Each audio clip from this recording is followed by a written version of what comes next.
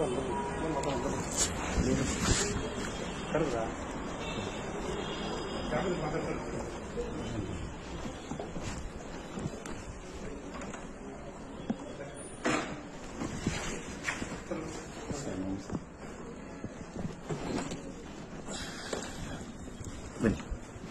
Sir, ನಾನು KRS ಸಮಿತಿ state president Gajendra Kumar Gowda ಅಂತ, ನಮ್ಮ ಡೈರೆಕ್ಟ್ರು ಉಮೇಶ್ ಸರ್ ಅಂತ.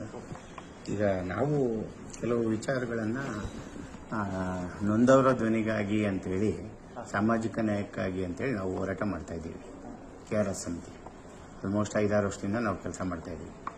ಈಗ ನಮಗೆ ಈಗ ಮೇಯ್ನು ಒಂದಷ್ಟು ದೂರುಗಳು ಬರ್ತಾ ಇರೋದು ನೊಂದ ಅತಿಥಿ ಶಿಕ್ಷಕರು. ಸುಮಾರು ಜನಗಳಿಗೆ ಸಮಸ್ಯೆ ಆಗ್ತಾ ಇದೆ. ಸುಮಾರು ಜನಗಳು ಅಕಾಲಿಕ ಮರಣ ಹೊಂದ್ತಾ ಇದ್ದಾರೆ. ಸರಿಯಾದ ವ್ಯವಸ್ಥೆ ಇಲ್ಲದೆ, ಹಣಕಾಸಿನ ನೆರವಿಲ್ಲದೆ, ಯಾರ ಆಸರೆಗಳಿಲ್ಲದೆ ಸಾಯ್ತಾ ಇದ್ದಾರೆ. ಅವ್ರಿಗೆ ಯಾವುದೇ ಒಂದು ಸೌಲಭ್ಯ ಕೂಡ, ಒಂದು ಕನಿಷ್ಠ ಭದ್ರತೆ ಕೂಡ ಇಲ್ಲ ಅನ್ನೋದು ತಮಗೂ ಗಮನದಲ್ಲಿದೆ ಅಲ್ವಾ ಸರ್? ಅಲ್ಲ ಇದೆ, ನಿಮ್ಮ ಗಮನದಲ್ಲಿದೆ. ನೀವು ಅಧಿಕಾರಿ ಇದ್ದೀರಾ, ರಾಜ್ಯ ಅಧಿಕಾರಿ ಇದ್ದೀರಾ, ಇದೆ. ಈಗ ನಾವು ಕೇಳ್ತಾ ಇರೋದು, ಈಗ ಜಿಲ್ಲಾವಾರು, ತಾಲೂಕುವಾರು ಏನು ಅತಿಥಿ ಶಿಕ್ಷಕರ ನೇಮಕ ಆಗ್ತದೆ, ರಾಜ್ಯದ ಪ್ರತಿ ಜಿಲ್ಲೆಗಳಿಗೂ ಬದಲಾವಣೆಗಳಾಗ್ತಾ ಹೋಗುತ್ತಾ ಇಲ್ಲಿಂದ, ಅಥವಾ ಇಲ್ಲಿಂದ ಏನು ಒಂದು ಕಂಡೀಷನ್ ಮೇಲೆ ನೀವು ನೇಮಕ ಮಾಡ್ಕೊಳ್ಳಿ ಅಂತ ಒಂದು ಆದೇಶ ಮಾಡಿರ್ತೀರಾ, ಆ ಮಾನದಂಡದಲ್ಲೇನೆ ನಡೀಬೇಕಾ? ಅಲ್ಲ, ಜಿಲ್ಲಾವಾರು ಡಿಡಿಗಳು ಏನಾದ್ರು ಬದಲಾವಣೆ ಮಾಡ್ಕೊಬೇಕಾಗುತ್ತಾ? ಮಾಡ್ತಾರಾ? ಅಲ್ಲಿನ ಸಂದರ್ಭಕ್ಕನುಸಾರವಾಗಿ ಏನಾದ್ರು ಒಂದ್ ಕಡೆ ಮಳೆ ಬರಲ್ಲ, ಒಂದ್ ಕಡೆ ಮಳೆ ಬರುತ್ತೆ, ಬಿಸಿಲಿರುತ್ತೆ, ಒಂದ್ ಕಡೆ ಬಿಸಿಲಿರಲ್ಲ, ಆ ತರ ಏನಾದ್ರು ಬದಲಾವಣೆಗಳು ಮಾಡ್ಕೊಳ್ಳೋ ಅವಶ್ಯಕತೆ ಇದೆಯಾ? ಈಗ ನಿಮ್ಮಲ್ಲಿ ನನಗೆ ಒಂದು ಫೈಲ್ ಇದಿದ್ರೆ ತರಿಸ್ಕೊಡಿ. ಯಾವ ಮಾನದಂಡದಲ್ಲಿ ಪೊಲೀಸ್ ವೆರಿಫಿಕೇಶನ್ ಅನ್ನೋದು ಅತಿಥಿ ಶಿಕ್ಷಕರಿಗೆ ನೀವೇನಾದ್ರೂ ಆರ್ಡರ್ ಮಾಡಿದ್ದೀರಾ? ಅಂದ್ರೆ ಆಲ್ರೆಡಿ 15 ವರ್ಷದಿಂದ ಕೆಲಸ ಮಾಡ್ತಾ ಇದ್ದಾರೆ ಸರ್, ಮಾಡಿಲ್ಲ. ಈಗ ನನಗೆ ಇದು ಒಂದು 2-3 ಜಿಲ್ಲೆಯಿಂದ ದೂರು ಬಂದಿದೆ ಸರ್, ಪೊಲೀಸ್ ವೆರಿಫಿಕೇಶನ್ ಆಗಬೇಕು ಅಂತ ಹೇಳಿ ಶಿಕ್ಷಕರನ್ನ ಮಾನಸಿಕವಾಗಿ ಕುಗ್ಗಿಸ್ತಾ ಇದ್ದಾರೆ. ಯಾರು? ನಮ್ಮ ಡಿಡಿಗಳು ಮತ್ತೆ ಬಿಇಒಗಳು ಮತ್ತೆ HMಗಳು ಶಿಕ್ಷಕರನ್ನ ಬಹಳ ನಿರ್ದಯಿಯಾಗಿ ಕಾಣ್ತಾವ್ರೆ. 10 ವರ್ಷ 15 ವರ್ಷ ದುಡಿಸ್ಕೊಂಡು ಅವರ ಗುಲಾಮ್ ರೀತಿ ನಡ್ಸ್ಕೊಂತಾವ್ರೆ. ನೀವು ಕೊಡ್ತಾ ಇರೋದು ಸಂಬಳ ಕೂಲಿನ ಸರ್? ಅದು ಗೌರವಧನನ ಕೂಲಿನ ಕೊಡ್ತಾ ಇರೋದು? ಗೌರವಧನ. ಆ ಗೌರವಧನಕ್ಕೆ ಅವರು ಹೆಚ್ಚು ಕೆಲಸ ಮಾಡ್ತಾ ಇದ್ದಾರೆ, ಆ ಗೌರವಧನಕ್ಕೆ ಹೆಚ್ಚು ಕೆಲಸ ಮಾಡ್ತಾ ಇದ್ದಾರೆ, ಮಾಡಿಸ್ಕೊಂತ ಇದ್ದಾರೆ. ಇಷ್ಟು ಮಾಡಿಸ್ಕೊಂಡ್ರು ಸಮೇತ ಇವ್ರು ಯಾಕೆ ಅವ್ರನ್ನ ನಿರ್ದಯಿಯಾಗಿ ಕಾಣಬೇಕು, ಬ್ಲ್ಯಾಕ್ ಮೇಲ್ ಯಾಕೆ ಮಾಡಬೇಕು? ಆಮೇಲೆ ಇವ್ರುಗಳು ಮಜಾ ಮಾಡೋದಕ್ಕೆ, ಇವ್ರುಗಳು ಒಂದಷ್ಟು ವಿಚಾರಗಳನ್ನ, ಇವರ ವೀಕ್ನೆಸ್ಗಳನ್ನ ಮುಚ್ಕೊಳ್ಳೋದಕ್ಕೆ ಅವ್ರನ್ನ ಬಳಸ್ಕೊಂಡು, ಅವರು SDMನವ್ರನ್ನ ಬಳಸ್ಕೊಂಡು, ನಾನು ರಾಜ್ಯಾದ್ಯಂತ ಮಾತಾಡ್ತಾ ಇದ್ದೀನಿ, ನಾನು ಒಂದು ಸ್ಕೂಲ್ ಅಂತ ಮಾತಾಡ್ತಾ ಇಲ್ಲ. ಹೆಡ್ ಮಾಸ್ಟರ್ಗಳು ಅತಿಥಿ ಶಿಕ್ಷಕರನ್ನ ತುಂಬಾ ಬಹಳ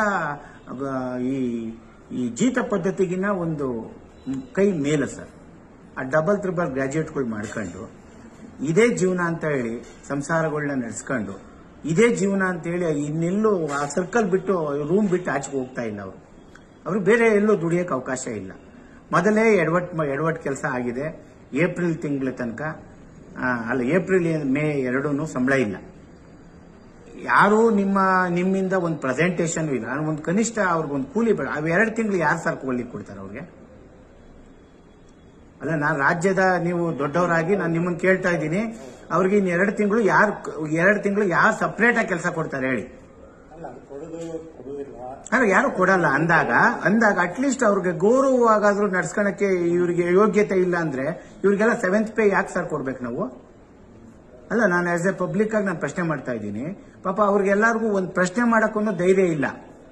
ಪ್ರಶ್ನೆ ಮಾಡ್ದ ಅಂತಂದ್ರೆ ಮುಂದಿನ ವರ್ಷ ಅವ್ರಿಗೆ ಏನ್ ಹೇಳಿ ನೇಮಕಾತಿನಲ್ಲಿ ತೊಂದರೆ ಕೊಡ್ತಾರೆ. ಲೋಕಲ್ ಇಲ್ಲ, ಅದಿಲ್ಲ, ಸಬ್ಜೆಕ್ಟ್ ಇಲ್ಲ ಅಂತ ಹೇಳ್ತಾರೆ.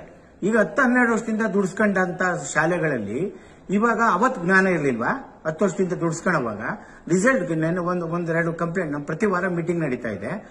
ರಿಸಲ್ಟ್ ಚೆನ್ನಾಗಿ ಕೊಟ್ಟವ್ರೆ ಅಂತ ಹೇಳೇನೆ ಜಲಸಿ ಮಾಡಿ ತೊಂದರೆ ಕೊಡ್ತಾರಂತೆ. ಅಪಾಯಿಂಟ್ಮೆಂಟ್ ತಗೊಂಡಿಲ್ವಂತೆ.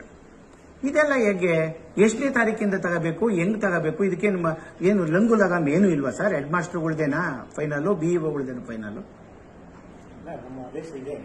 ಸರ್ ನನ್ಗೆ ಅವೆಲ್ಲ ಕೊಡಿ, ದಯವಿಟ್ಟು ಕೊಡಿಸ್ಕೊಡಿ. ಇದು ನಾವಂತೂ ಬಿಡಲ್ಲ ಸರ್. ಯಾಕೆಂದ್ರೆ ಇದು ಅನ್ಯಾಯ. ಡಬಲ್ ಟ್ರಿಬಲ್ ಗ್ರಾಜುಯೇಟ್ ಮಾಡಿ ನಿಮ್ಮಂಗೇನೆ ಅವರು ಏನೋ ಒಂದು ಆಸೆಯಿಂದ ಮಾಡವ್ರೆ. ಎಜುಕೇಶನ್ ಓದೋವಾಗ ಅವ್ರಿಗೆ ಗೊತ್ತಿಲ್ಲ ನಮ್ಮ ಬಾಳಿ ಹಿಂಗಾಗುತ್ತೆ ಅಂತ. ಅವ್ರಿಗೆ ಅಟ್ಲೀಸ್ಟ್ ಕನಿಷ್ಠ ಕೂಲಿ ಲೇಬರ್ ಡಿಪಾರ್ಟ್ಮೆಂಟ್ ಪ್ರಕಾರ ಏನಾದ್ರು ಕೊಡ್ತಾ ಇದೀವ ಸರ್ ಸ್ಯಾಲ್ರಿ ನಾವು? ಅಲ್ಲ ಸರ್, ನಾನು ಆಸ್ ಎ ಲೇಬರ್ ಆಕ್ಟ್ ಪ್ರಕಾರ ಕೊಡ್ತಾ ಇದೀವ ನಾವು? ಅಲ್ಲ, ನನ್ಗೆ ನೀವು ಕೇಳ್ತಾ ಇದ್ದೀನಿ, ಲೇಬರ್ ಆಕ್ಟ್ ಏನ್ ಹೇಳುತ್ತೆ? 2 ದಿನ ಕೊಟ್ಟು 2 ದಿನ ಕೆಲಸ ಇಲ್ಲ ಅಂತನಾ? ಏಪ್ರಿಲ್ ಮೇ ಕೊಡಲ್ಲ ಅಂತನಾ?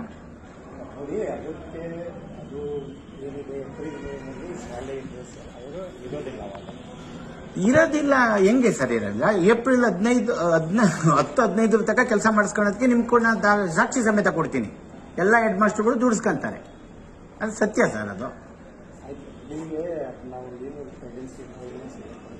ಅಲ್ಲ, ಅದು ಹೆಂಗೆ ಇವಾಗ ನೀವು ಗೊತ್ತಿದ್ಯಾ? ನಾನು ಹೇಳ್ತಾ ಇರೋವೆಲ್ಲ ನಿಮ್ಗೆ ಗೊತ್ತಿಲ್ವಾ? ನಾನು ಈಗ ಇಷ್ಟು ನಿರ್ದಯಿಯಾಗಿ, ಇಷ್ಟು ದೌರ್ಜನ್ಯವಾಗಿ ಅತಿಥಿ ಶಿಕ್ಷಕರನ್ನ ರಾಜ್ಯದಲ್ಲಿ ನಡೆಸ್ಕೊಂತ ಇರೋದು ಇದು ಯಾವ ಮಾನದಂಡ ಸರ್? ಇವರು ಪೊಲೀಸ್ ವೆರಿಫಿಕೇಶನ್ ಕೇಳ್ತಾರಂತೆ ಅಪಾಯಿಂಟ್ಮೆಂಟ್ಗೆ, ಆಮೇಲೆ ಮತ್ತೆ ಇದಕ್ಕೆ ಯಾವುದು ಪರ್ಸೆಂಟೇಜ್ ಆಧಾರ ಅಂತಾರಂತೆ. ಈಗ ಅಲ್ಲಿ 10 ವರ್ಷದಿಂದ ಮಾಡಿರೋರ್ಗೆ ಪರ್ಸೆಂಟೇಜ್ ಯಾವ ಆಧಾರ ಹೆಂಗ್ ಬರ್ತದೆ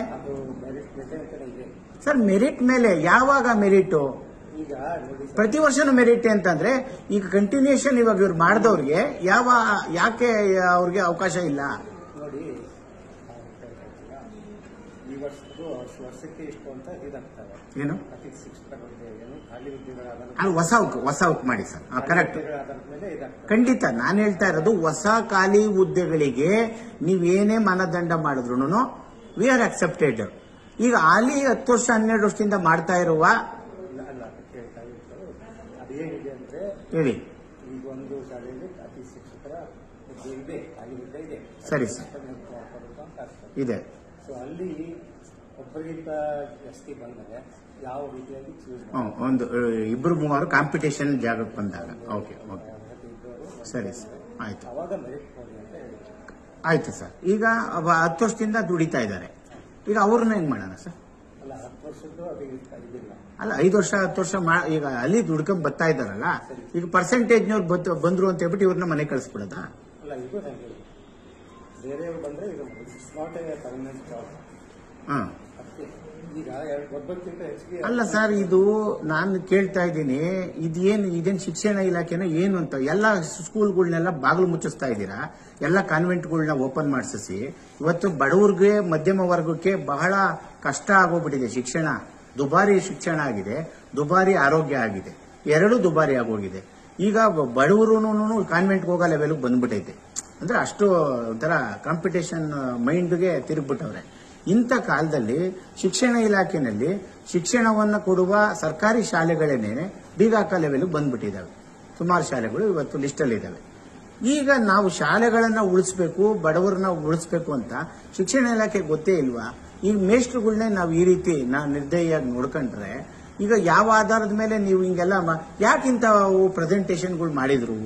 ಯಾಕೆ ತಪ್ಪು ನಿರ್ಧಾರ? ಅಂದ್ರೆ ಈಗ ನಾವು ಕಾನೂನನ್ನ ಮಾಡೋರು ನಾವೇ, ಆ ನೇಮಕ ಮಾಡೋರು ನಾವೇ. ನೀವು ಕಾಯಂ ಶಿಕ್ಷಕರನ್ನ ಮಾಡಿ, ಕಾಯಂ ಶಿಕ್ಷಕರನ್ನ ಮಾಡ್ಕೊಂಡಾಗ 60,000 ಶಿಕ್ಷಕರನ್ನ ಇದು ಏನ್ ಖಾಲಿ ಹುದ್ದೆ ಇದೆ ನೇಮಕ ಮಾಡ್ಕೊಳ್ಳಿ. ನೇಮಕ ಮಾಡ್ಕೊಂಡಾದ್ಮೇಲೆ ನಮಗೆ ಒಂದು ಆನ್ಸರ್ ಸಿಗುತ್ತೆ. ಶಾಲೆ ಮುಚ್ಚಲ್ಲ, ಮತ್ತೆ ಬಡವರಿಗೆ ಅನುಕೂಲ ಆಗುತ್ತೆ. ಶಾಲೆ ಈಗ ಕನ್ನಡ ಇದ್ರೆ ಹಿಂದಿ ಇರಲ್ಲ, ಹಿಂದಿ ಇದ್ರೆ ಸೈನ್ಸ್ ಇರಲ್ಲ, ಸೈನ್ಸ್ ಇದ್ರೆ ಸೋಷಿಯಲ್ ಇರಲ್ಲ. ಈ ತರನೇ ಶಾಲೆಗಳಲ್ಲಿ ಮಾರ್ಪಾಡುಗಳು ಸುಮಾರು ಕಡೆ ಇದೆ. ಈಗ ಶಿಕ್ಷಣ ಕಂಪ್ಲೀಟ್ ಮಾಡ್ಬೇಕಾದ್ರೆ ಸಾರ್ವಜನಿಕರ ಮಕ್ಕಳು ಎಲ್ಲ ಸಬ್ಜೆಕ್ಟ್ ಇದ್ದಾಗ ತಾನೆ ನಾವು ಶಾಲೆಗೆ ಇಷ್ಟಪಟ್ಟು ಸೇರ್ಸಕ್ ಸಾಧ್ಯ. ನಿಮ್ಮ ಮಕ್ಕಳಾಗಿರ್ಬೋದು, ನಮ್ಮ ಮಕ್ಕಳಾಗಿರ್ಬೋದು. ಅಲ್ಲಿ 2 ಸಬ್ಜೆಕ್ಟೇ ಇಲ್ಲ ಅಂತಂದ್ರೆ ಅವ್ನು A+B² ಯಾರು ಹೇಳ್ಕೊಡ್ತಾರೆ ನಮಗೆ? ಫಾರ್ಮುಲಾ ಮ್ಯಾಥ್ಸ್ ನ ಕವರ್ ಮಾಡ್ಕೊಡೋರು ಯಾರಿದ್ದಾರೆ? ಬೇರೆ ಒಬ್ಬ ಬರಬೇಕು, ಅದು ಮಾಡ್ಕೊಡ್ಬೇಕು. ಅದನ್ನು ಅತಿ ಶಿಕ್ಷಕರಿಂದ ನೀವು ಕಾಲ್ ಮಾಡಿಸ್ತಾ ಇದ್ದೀರಾ. ಎಷ್ಟು ವರ್ಷದಿಂದ ಇದೇ ರೀತಿ ನೀವು ಮಾಡ್ಕೊಂಡು ಬಂದಾಗ ನಮ್ಗೆ ಈಗ ಶಾಲೆಗಳು ಗ್ಯಾರಂಟಿ ಇಲ್ಲ. ಈಗ ಸಾರ್ವಜನಿಕರು ಮರ್ತೇ ಬಿಟ್ರು, ಸರ್ಕಾರಿ ಶಾಲೆಗಳನ್ನ ಮರ್ತೇ ಬಿಡಂಗ್ ಮಾಡ್ಬಿಟ್ರೆ ಇದು ಯಾವ ನ್ಯಾಯ? ಈಗ ಅಟ್ಲೀಸ್ಟ್ ನೀವು ಅತಿಥಿ ಶಿಕ್ಷಕರಿಂದ ಅದನ್ನ ಫಿಲಪ್ ಮಾಡ್ತೀರಾ ಅಂತಂದ್ರೆ ಅತಿಥಿ ಶಿಕ್ಷಕರೇನು ಅವ್ರೇನು ಬಿಟ್ಟಿ ಬಿದ್ದಿಲ್ಲ. ಅತಿಥಿ ಶಿಕ್ಷಕರಿಗೆ ನೀವು ಪರ್ಮನೆಂಟು ಮಾಡಲ್ಲ, ಏಪ್ರಿಲ್ ಮೇ ಸಂಬಳನೂ ಕೊಡಲ್ಲ ಅಂತಂದ ಮೇಲೆ ಅವ್ರಿಗೆ ಅಟ್ಲೀಸ್ಟ್ ಒಂದು ಹಾಫ್ ಸ್ಯಾಲರಿನಾದ್ರು ಕೊಡಿ. ಏನು ಇವ್ರು ತಗೊಂತಾ ಇದ್ದಾರೆ ಅದ್ರಾಗ ಇರೋ ರಿಟೈರ್ಮೆಂಟ್ ಆದ್ರೆ ಆ ಜಾಗ ಫಿಲಪ್ ಆಗ್ಬೇಕಾದ್ರೆ ಇವತ್ತು 7th ಪೇ ತಗೊಂಡಾರೆ 70-80 ಸಾವಿರ ತಗೊಂಡು ಸುಮ್ಮನೆ ಕೂತ್ಕೊಂತವ್ರೆ. ಟೀಚರ್ಗಳೆಲ್ಲ ದಬ್ಬಾಳಿಕೆ ಮಾಡ್ತಾವ್ರೆ. ಅವ್ರೇನು ಪಾಠಗಳು ಮಾಡ್ತಾ ಇಲ್ಲ, ಇವ್ರ ತೆಗೆ ಮಾಡಿಸ್ತಾ ಇರೋದು. ಅದನ್ನ ಬೇಕಾದ್ರೆ ನಾವು ನಿಮ್ಗೆ ವಿಡಿಯೋನೇ ಕೊಡ್ತೀವಿ ಲೈವ್. ಆದ್ರೆ ಅವ್ರಿಗೆ ಅಟ್ಲೀಸ್ಟ್ ಒಂದು ಅರ್ಧ ಕೊಡಬೇಕು ಅಂತ ಒಂದು ಪ್ರೆಸೆಂಟೇಷನ್ ಕೊಡಿ. ಹಣ ಇದೆಯಲ್ಲ ಶಿಕ್ಷಣ ಇಲಾಖೆಗೆ, ಅದು ಬೇರೆ. ಅದು ಒಂದು ಪಾಯಿಂಟ್. ಎರಡನೇ ಪಾಯಿಂಟ್, ಈಗ ಪರ್ಸೆಂಟೇಜ್ ಆಧಾರ ಅನ್ನೋ ವಿಚಾರ ಬಂದಾಗ ಇವ್ರಿಗೆಲ್ಲ ತೊಂದರೆ ಆಗುತ್ತೆ ಅಂತ ಹೇಳಿ ನೀವು ಯಾಕೆ ನೀವು ರೂಲ್ಸ್ ನ ಚೇಂಜ್ ಮಾಡ್ಕೊಡ್ಬಾರ್ದು IAS ನವ್ರಿಗೆ? ಅಲ್ಲಲ್ಲ, ಈಗ ಅಲ್ಲಿ ಮಾಡಿರೋದನ್ನ ಕಂಟಿನ್ಯೂಷನ್ ಮಾಡ್ಬೇಕಲ್ಲ. ಇಲ್ಲ, ಅದು ನಮ್ಮ ತೀರ್ಮಾನ ಅಲ್ಲ. ಮತ್ತೆ ಯಾರು ಸ್ಟೇಟ್, ನಾನು ಮಾತಾಡ್ತಾರೆ ಸ್ಟೇಟ್ ಅಲ್ಲಿ ನಿಮ್ಮ ತೀರ್ಮಾನ ಅಲ್ಲ ಸರ್. ನೀವು ಮಾಡ್ತೀರಾ ಅಂತ ನಾನು ಹೇಳ್ತಿಲ್ಲ, ನಿಮ್ಮಿಂದ ಹೋಗಿದೆಯಾ? ಈಗ ಅಲ್ಲಿ ಏನು ಶಿಕ್ಷಕರು ಮೆರಿಟ್ ಮೇಲೋ ಏನೋ ನಾವು ಪ್ರಾರಂಭಿಕವಾಗಿ ತಗೊಂಡಿದ್ದೀವಿ, ತಾತ್ಕಾಲಿಕವಾಗಿ ತಗೊಂಡಿದ್ದೀವಿ. ಅವರ ಜೀವನಕ್ಕೆ ಒಂದು ರಕ್ಷಣೆ ಮತ್ತು ಭದ್ರತೆ ಒಂದು ಏನೂ ಇಲ್ಲ. ಅವರು ಭದ್ರತೆ ಏನು ನೀವು ಕೊಡ್ತಾ ಇಲ್ಲ, ಸಂಬಳ ಕೊಡ್ತಾ ಇಲ್ಲ, ಏನು ಕೂಲಿ ಕೊಡ್ತಾ ಇಲ್ಲ. ಅದಕ್ಕೋಸ್ಕರ ಒಂದು ಅವ್ರಿಗೆ ಕಂಟಿನ್ಯೂಷನ್ಗೋಸ್ಕರ ಒಂದು ಆರ್ಡರ್ ಮಾಡಿಕೊಡ್ಬೇಕಲ್ವಾ? ಕಂಟಿನ್ಯೂಷನ್ ಅಂತಂದ್ರೆ ಏನು? ಕಾಯಂ ಶಿಕ್ಷಕ ಬರೋ ತನಕ ಅಂತ ನೀವು ಒಂದು ಕಂಡೀಷನ್ ಹಾಕಿದ್ದೀರಾ ಅಲ್ವಾ ಸರ್? ಕಾಯಂ ಶಿಕ್ಷಕ ಬರೋ ತನಕನಾದ್ರು ಈ ವ್ಯಕ್ತಿ ಇರ್ಲಿ, ಅದಕ್ಕೆ ಅವರು ಒಪ್ಕೊಂಡಿದ್ದಾರಲ್ಲ. ಕಾಯಂ ಶಿಕ್ಷಕ ಬಂದಾಗ ನಾನು ಬಿಟ್ಕೊಡ್ತೀನಿ ಅಂತ ಅವ್ರು ಒಪ್ಕೊಂಡಿದ್ದಾನೆ. ಸೈನ್ ಹಾಕೊಟ್ಟಿದ್ದಾರಲ್ಲ ಅಲ್ವಾ ಸರ್? ಹಾಕೊಡ್ತಾ ಇದ್ದಾರೆ. ಹಾಕೊಡ್ತೇನೆ, ನಿಮ್ ಕಂಡೀಷನ್ಸ್ ನೋಡಿ ಓದಿದ್ದೀವಿ. ಆಗುವ ತನಕ ಅದಕ್ಕೂ ಅಕ್ಸೆಪ್ಟ್ ಆದ್ಮೇಲೆ ಅಟ್ಲೀಸ್ಟ್ ಈಗ ಅವ್ರಿಗೆ ಎಲ್ಲಿ ಹೋಗ್ತಾರೆ ಸರ್ ಹೇಳಿ ಸರ್? ಈಗ ನೀವು ಹೋಗ್ಲಿ ಬೇಡ, ನೀವೇನು ಮಾಡ್ಕೊಳಲ್ಲ ಅಂತಂದಾಗ ಅವ್ನು ಕನಿಷ್ಠ ಕೂಲಿನಾದ್ರೂ ಕೊಟ್ಬಿಡಿ. ನೀವು ಬೆಳಗ್ಗೆಯಿಂದ ಸಾಯಂಕಾಲ ತನಕ ಡ್ಯೂಟಿ ಮಾಡಿಸ್ಕೊಂಡಾದ್ಮೇಲೆ ಅವನು ಏಪ್ರಿಲ್ ಮೇ ತಿಂಗಳು ಎಲ್ಲೂ ಹೊರಗಡೆ ಜಾಬ್ ಸಿಗಲ್ಲ, ಹೊರಗಡೆ ಹೋಗಕ್ಕಾಗಲ್ಲ. ಒಟ್ಟಾರೆ 12 ತಿಂಗಳನ್ನ ಜೀತದಾಳಾಗಿ ಕೇವಲ 10,000 12,000 ರೂಪಾಯಿಗೆ ಇವಾಗೇನೋ 12 ಮಾಡಿದ್ದೀರಾ. 12,000 ರೂಪಾಯಿಗೆ ಇವತ್ತು ಜೀವನ ಮಾಡಕ್ ಆಗುತ್ತಾ ಸರ್? ಅಲ್ಲ ಸರ್, ಈಗ ಬಸ್ ಚಾರ್ಜ್ಗಳು ಜಾಸ್ತಿ ಇದಾವೆ, ಒಂದು ಜೀವನ ವ್ಯವಸ್ಥೆ ಜಾಸ್ತಿ ಇದೆ, ಲಿವಿಂಗ್ ಕಾಸ್ಟ್ ಜಾಸ್ತಿ ಇದೆ. ಅವ್ರ ಮನೆ ಪಕ್ಕನೆ ಸ್ಕೂಲ್ ಇರಲ್ಲ ಅಲ್ವಾ ಸರ್? ಇದ್ರ ಬಗ್ಗೆ ನೀವುಗಳು ಅಧಿಕಾರಿಗಳು IAS ನವರನ್ನ ಮುಂದೆ ನೀವೇನಾದ್ರೂ ಒಂದು ಮೆಮೊರಾಂಡ ಅಲ್ಲ ಒಂದು ಪ್ರಪೋಸಲ್ ಇಟ್ಟಿದ್ದೀರಾ ನೀವು? ಯಾಕೆಂದ್ರೆ ನಾನು ಇವತ್ತಿನ ಮಾತಾಡ್ತಾ ಇಲ್ವಲ್ಲ, ಇದುವರೆಗೂ ಏನಾದ್ರು ಆಗಿದೆಯಾ? ಆತರ ವಿಚಾರವಾಗಿ ಚರ್ಚೆ ಆಗಿದೆಯಾ? ಸ್ಯಾಲರಿ ಎಷ್ಟು ಕೊಡಬೇಕು ಅಂತ ಪ್ರಪೋಸಲ್ ಕೊಟ್ಟಿದ್ದೀರಾ? 12 ಅಲ್ಲ ಸರ್, ನಾನು 12 ಬಿಡಿ ಸರ್, ಅದೇ ಲೆಕ್ಕ ಅಲ್ಲ.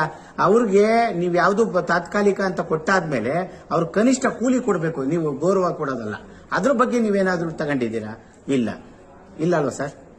ನಾವು ಏನು ಒಂದು ರೆಕಮೆಂಡ್ ಮಾಡಿದ್ದೀವಿ. ಎಷ್ಟು ಮಾಡಿದ್ದೀರಾ ಸರ್? ರೆಕಮೆಂಡ್ ಎಷ್ಟು ಮಾಡಿದ್ದೀರಾ ಸರ್? ಅಲ್ಲ ಸರ್, ರೆಕಮೆಂಡ್ ಎಷ್ಟು ಮಾಡಿದ್ದೀರಾ ಸರ್ ಅಂತ? ಅಲ್ಲ, ನೀವೇನೋ ಒಂದು 25-30 ಸಾವಿರಕ್ಕೆ ಏನಾರು ಮಾಡಿದ್ದೀರಾ? ಮಾಡಿಲ್ಲ ಅಲ್ವಾ ಸರ್? ನೀವು ಈಗ ಮಾಮೂಲಿ ಶಿಕ್ಷಕ ಅಲ್ಲ ಸರ್, ನಾನು ಹೇಳ್ತಾ ಇದ್ದೀನಿ 70-80 ಸಾವಿರ ರೂಪಾಯಿ ಸಂಬಳ ತಗೊಳ್ಳೋ ವ್ಯಕ್ತಿ ಮುಂದೆ ಅಷ್ಟೇ ಸಮಾನಾಂತರವಾಗಿ ಕೆಲಸ ಮಾಡಿಸ್ಕೊಂಡು ಕನಿಷ್ಠ ನಮಗೆ ಕೂಲಿ ಇಲ್ಲ ಅಂತಂದ್ರೆ ಹೆಂಗೆ ಸರ್? ಈಗ ತಾವು ಏನೋ ಕೆಲವು ಜಿಲ್ಲೆಗಳಲ್ಲಿ ಇದನ್ನ ಮಾಡ್ತಾ ಇದ್ದಾರೆ ಅಂದ್ರೆ ನಾನು ಇಷ್ಟು ಮಾತಾಡೋದು ಇನ್ನೂ ಜಾಸ್ತಿ ಇದೆ.